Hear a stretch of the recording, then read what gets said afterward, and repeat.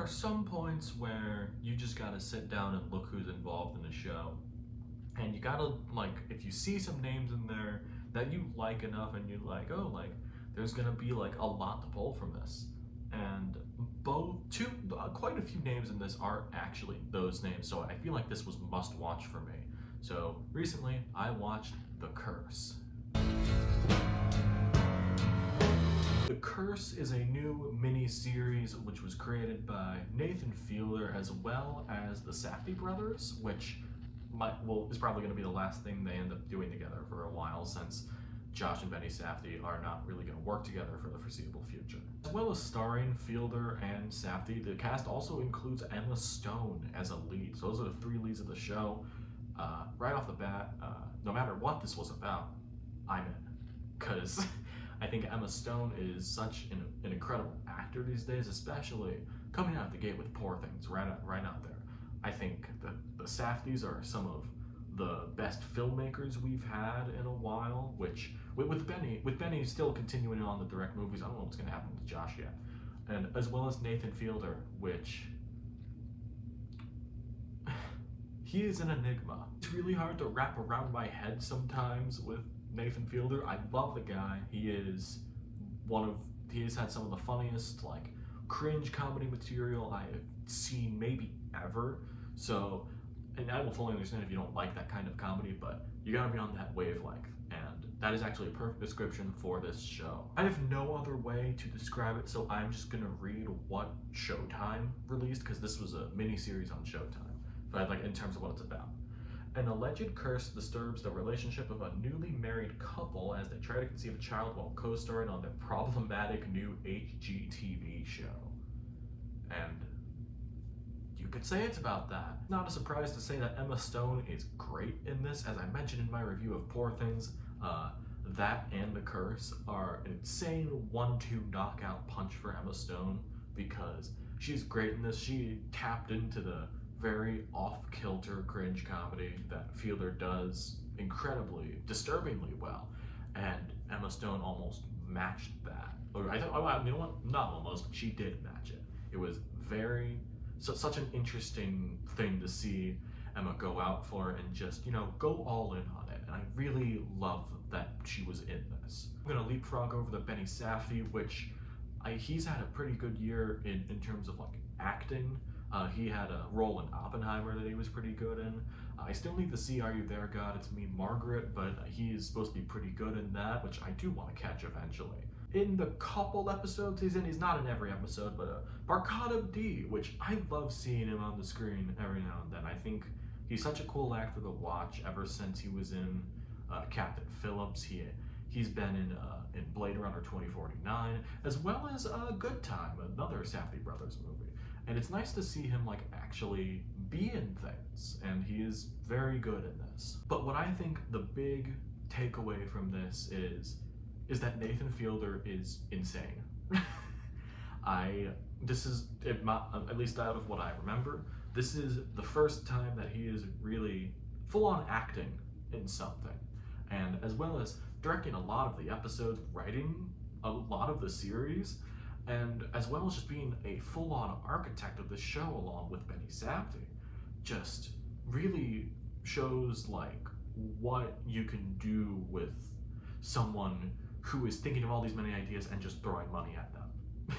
Like, I sound pretentious as hell right now, I know that, but dude, this guy, I love this guy so much. Of course I know that, of course, he's gonna nail the cringe comedy. It is, on that note, it is one of the most uncomfortable things I've ever gotten the pleasure to watch. It is such a strange show to recommend to someone, because if you are gonna recommend this to someone, they have to have some knowledge of who Benny Safdie is. Not Benny Safdie, Nathan Fielder is, because if you watch this not knowing who Nathan Fielder is, you're probably gonna hate it. Because I know a lot of people that watched this because Emma Stone was in this, and they dropped it after the first episode, and I get it. I was on that wavelength. with this, and I was really fucking with what this show was doing and what they were trying to say, and like who they were making fun of. And there's a specific appearance in this show that really baffled me in the way of how did they get him to do this? I'm not gonna say who, but how did they get him in this without telling him what kind of role he's playing? It's baffling, but also really funny. I guess I kind of mentioned this already, but the overall atmosphere of the show, of just like, as well as being filmed sometimes in the style of an HGTV show, you know, like Flip or Flop, you know, those kind of shows, like the house flipping shows, filmed that style, as well as like kind of cold and distant with the characters sometimes. It is such a weird atmosphere that's doubled on with the cringe comedy and the cringe parts in general. Those are two separate things in this show, and just, you know, laughing at the wrong times. That is a good example of this show. Like, you're supposed to laugh at some of it, maybe not all of it, and you got to decide which ones you would laugh at, because then that's what makes this show really special. You have to say, there is one thing that's giving me pause about saying, holy shit, this is a damn near perfect show, which I kind of think it is already. When I've had to think about this, I had to sit on this for a little bit. But that finale, the final episode of this thing, I remember seeing like a tweet from, I think it was Entertainment Weekly. Before I watched it, it said like, oh, the curse finale. Is this the strangest finale in all of TV? It's a contender. I will say, in my opinion, I still think it is the weakest of the bunch, but I cannot deny I was sitting there like jaw dropped in a way of, seriously, what the fuck is happening in this show right now, in the best way possible.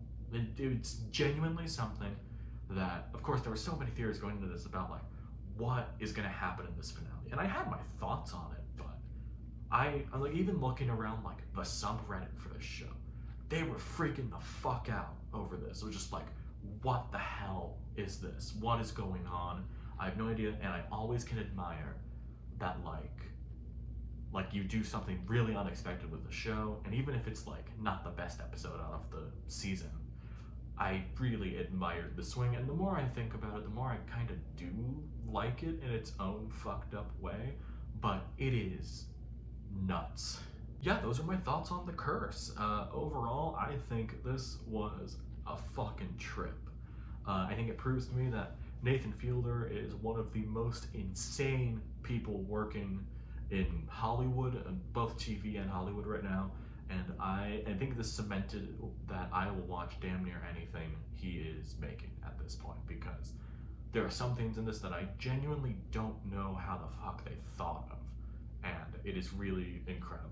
That's not to say that the Safdies do a great job behind the scenes, as well as Benny in front of the camera, and of course Emma Stone and Nathan Fielder are an insane duo together. I would love to see them be in more things together, in just like, whether it's acting, producing, whatever. I want to see them more together, because it's a pairing I would have never thought of in general, as well as working this well. It's almost like lightning in a bottle, this show. The Curse, I'm gonna go with 4.5 stars. And if I'm being totally honest, this is like in prime territory to be a 5-star thing if I go back and watch it. I'm not sure if this is gonna be a season 2 kind of thing. It's probably just gonna be a mini-series, but you never know. But if there is a season 2, I'm there for it. I love weird shit. I just do. This is such a weird experience that I'm just glad it, like A24, I think. I'm glad they signed off to do it, and it's such an incredible collab that I hope Nathan kind of works with them again. Great stuff.